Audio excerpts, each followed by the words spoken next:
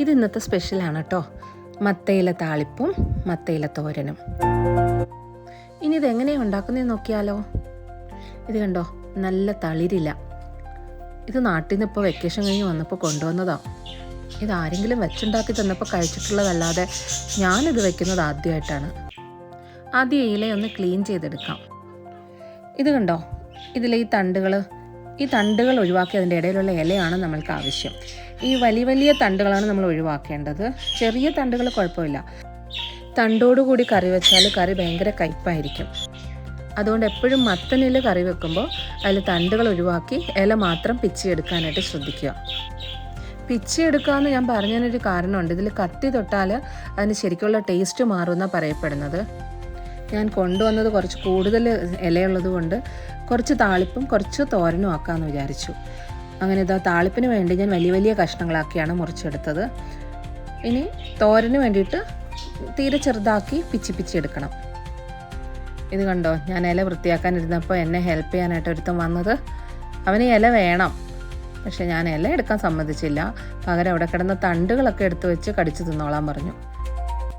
അങ്ങനെ താളിപ്പിന് വേണ്ട ഇല മുറിച്ച് വെച്ചു. ഇപ്പോൾ ഇതാ തോരന് വേണ്ടി ചെറുതായിട്ട് പിച്ചി എടുത്ത് വെച്ചിട്ടുണ്ട്. ഇനി ഇത് കുക്ക് ചെയ്തെടുക്കാം. ഇതാ ചൂടായ വെളിച്ചെണ്ണയിലേക്ക് ചതച്ച് വെച്ച ചെറിയുള്ളിയും പച്ചമുളകും ഇട്ട് കൊടുത്തു. ചെറിയുള്ളിയാണ് കേട്ടോ ഇതിന് കൂടുതൽ ടേസ്റ്റ് വരുന്നത്. അതുകൊണ്ട് നിങ്ങളിത് ട്രൈ ചെയ്യുമ്പോൾ മാക്സിമം ചെറിയുള്ളി തന്നെ യൂസ് ചെയ്യാനായിട്ട് ശ്രദ്ധിക്കുക. ഇനി ഇതൊന്ന് ചെറുതായിട്ട് വഴറ്റിയെടുക്കാം. ഇപ്പോൾ ഇത് നന്നായിട്ട് വഴന്ന് വന്നിട്ടുണ്ട്. ഇതിലേക്ക് നല്ല കുറുകിയ കഞ്ഞിവെള്ളം ഒഴിച്ചു കൊടുക്കാം. ഇനി ഇതിലേക്ക് പാകത്തിന് ഉപ്പും ചേർത്ത് തിളപ്പിക്കാം. കഞ്ഞിവെള്ളം അങ്ങനെ നന്നായിട്ട് തിളച്ച് വന്നിട്ടുണ്ട്. അതിലേക്ക് ഞാനിപ്പോൾ മത്തയില ഇട്ട് കൊടുക്കുകയാണേ.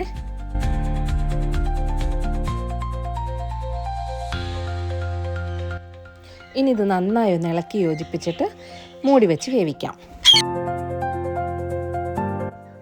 അത് വേകുന്ന സമയം കൊണ്ട് തോരനുണ്ടാക്കിയാലോ. എണ്ണ ചൂടാകുമ്പോൾ അതിൽ കടുകിട്ട് പൊട്ടിച്ച് അല്പം ഉഴുന്നുപരിപ്പും ചേർത്ത് ഒന്ന് മൂത്ത് വരുമ്പോൾ അതിലേക്ക് ചതച്ച് വെച്ചിരിക്കുന്ന ചെറിയുള്ളി, പച്ചമുളക്, ചെറുജീരകം ഇതും കൂടെ ചേർത്ത് വഴറ്റിയെടുക്കുക. ചെറുതായിട്ടൊന്ന് വഴന്നാൽ മതി. അതിലേക്ക് മുറിച്ച് വെച്ചിരിക്കുന്ന മത്തയിലയും ഉപ്പും മഞ്ഞൾപ്പൊടിയും ചേർത്ത് ഒന്ന് ഇളക്കി അടച്ചു വെച്ച് വേവിക്കാം. അത് വേവുന്ന നേരം കൊണ്ട് താളിപ്പ് എന്തായെന്ന് നോക്കാം. താളിപ്പ് ഇതാ വെന്ത് നല്ല പാകമായിട്ടുണ്ട്. തോരനും ഏകദേശം റെഡി ആയിട്ടുണ്ട്. ഇനി ഇതിലേക്ക് ഒരു കൂട്ടം കൂടെ ചേർക്കാനുണ്ട്. ഈ ചിരകിയ നാളികേരം കൂടെ ചേർത്താൽ തോരനും റെഡി.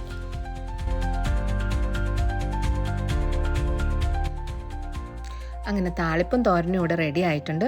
ഇനി ചോറുണ്ണാം. കണ്ടില്ലേ, ഇതുണ്ടാക്കാൻ എത്ര എളുപ്പമാണെന്ന്.